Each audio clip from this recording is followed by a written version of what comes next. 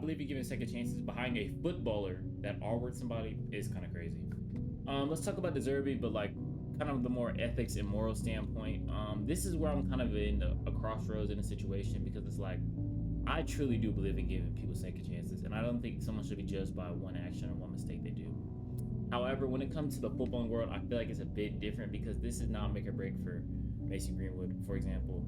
This is not, he's not living check to check. He doesn't need this to have an opportunity in life. Obviously, there's different avenues he can go into his life, and he can take different angles in life. So I feel like with him, it's a little bit different. But yeah, it's kind of in a split for me, because I really don't know the entire situation that happened over there at, I believe, Marseille.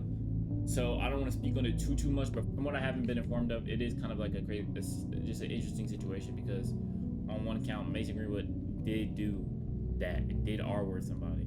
And does he deserve a second chance in life? Yes. In football, I really don't know, because going back to the thing, like, he doesn't need to play football after something like that, obviously, because I think our bad decisions should have negative outcomes. Him getting to play football, yes, it may not be in the Premier League top flight, but yes, it may not be one of the biggest clubs in the world, but at the end of the day, I don't know how much we should like allow football players to make a mistake like that, or people in general to make a mistake like that and face essentially no repercussions. So from that point, it's kind of like 50-50, but not 50-50, but it's kind of like skeptical in a sense.